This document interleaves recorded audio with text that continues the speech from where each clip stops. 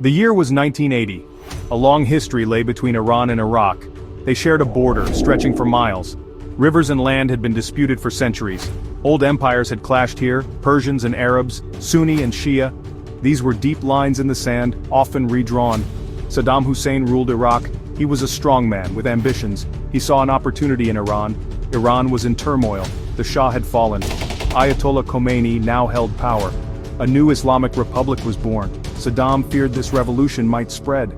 Ideologies clashed fiercely. Iraq promoted Arab nationalism, secular. Iran championed a Shia Islamic awakening.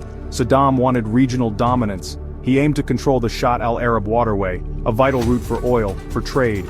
He thought Iran was weak, divided. A swift victory seemed possible. Border skirmishes had already begun. Accusations flew back and forth. Treaties were torn up. Diplomacy failed to find a solution. The air grew thick with tension. The world watched, uncertain. Few understood the forces at play. War was not just looming, it was invited. On September 22, 1980, Iraq attacked. Columns of tanks rolled across the border. Planes struck Iranian airfields. Saddam Hussein called it a whirlwind war. He expected Iranian forces to crumble quickly. His generals planned for a short campaign. The initial targets were clear. Oil-rich Khuzestan province was key. The invasion pushed deep into Iran. Several towns fell to the Iraqi advance.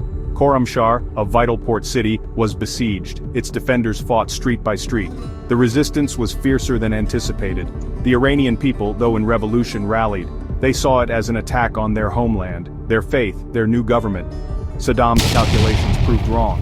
The Iranian military did not collapse. The revolution, instead of weakening resolve, fueled it. Volunteers, young and old, rushed to the front.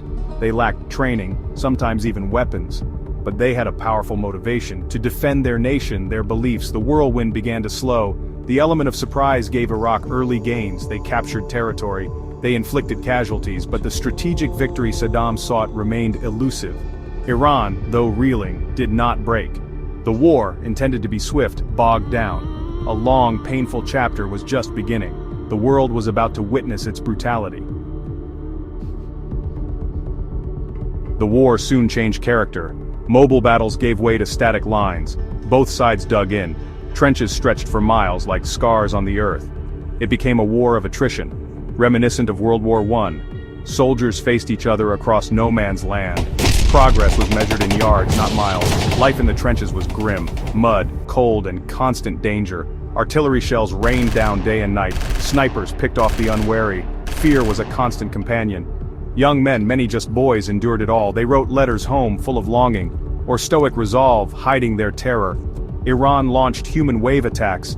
Thousands of Basij volunteers, often lightly armed, they charged Iraqi positions, hoping to overwhelm them by sheer numbers. The cost in lives was staggering. Mines and machine guns cut them down, yet they kept coming, wave after wave, driven by religious fervor and patriotism. Iraq, with superior firepower, held its lines.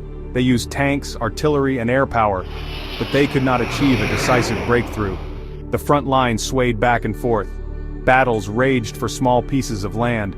Places like Meran, Fish Lake, Majnoon Islands. Each became a symbol of sacrifice, a testament to the war's cruel futility. The war was not confined to the battlefield. It reached deep into civilian life.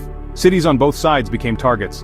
Baghdad and Tehran, the capitals, felt the fear. Air raid sirens wailed. Families huddled in shelters. Bombs and missiles fell indiscriminately. Homes, schools, hospitals were hit. The War of the Cities, it was called. A terrifying exchange of long-range attacks. Each side aimed to break the other's morale. Civilians paid the heaviest price. They lost loved ones, their homes, their peace. Children grew up knowing only war. The psychological scars ran deep. A generation was marked by trauma. Refugees fled the fighting. Millions were displaced from their homes. They sought safety in other parts of their countries, or they crossed borders seeking sanctuary. Life in refugee camps was harsh. Food, water, and medicine were often scarce. The international community struggled to help. The scale of the crisis was immense. Daily life became a struggle for survival. Shortages of essential goods were common. Rationing was imposed. The economies of both nations suffered greatly. Oil production, the lifeblood of both, was disrupted. The war consumed vast resources that could have built schools, hospitals, futures. Instead, they fueled destruction. The conflict spilled into the Persian Gulf. Oil tankers became targets. This was the tanker war. Iraq attacked ships sailing from Iranian ports.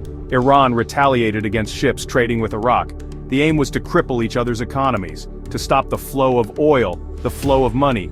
Insurance rates for shipping soared. International trade was threatened. The world relied on Gulf oil.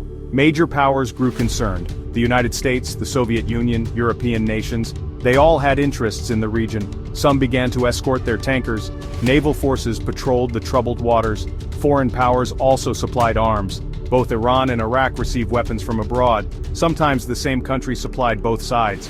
It was a complex web of alliances and interests. The Soviet Union was a major supplier to Iraq. France also sold Iraq advanced weaponry. Iran, isolated after its revolution, struggled more, but it found ways to acquire arms, often covertly. The war became a proxy battleground. Superpowers tested their influence. Regional rivalries played out. Arab states, fearing Iran's revolution, largely backed Iraq. Syria and Libya were notable exceptions, supporting Iran. The conflict destabilized the entire Middle East. Its ripples were felt across the globe. The stakes were incredibly high for everyone involved. As the war dragged on, desperation grew. Both sides sought a decisive breakthrough. Iran recaptured Khorramshahr in 1982. A significant victory, a morale boost. They pushed into Iraq, hoping to topple Saddam Hussein. Iraq resorted to chemical weapons, mustard gas, nerve agents like sarin, later against Iraqi Kurds. Halabja became a symbol of this horror. Thousands of civilians were gassed in 1988. The world was slow to condemn these acts. Key battles defined the later stages. The Fao Peninsula, captured by Iran, then retaken by Iraq. The battles for the Majnoon Islands, rich in oil. Each engagement cost thousands of lives. Soldiers fought with courage, often in impossible conditions. They saw things no human should see. The psychological toll was immense. Reports of chemical attacks emerged. There were condemnations but little concrete action. The war seemed to have no end in sight. Neither was willing to concede defeat. The human cost continued to mount. A generation was being lost to the fighting.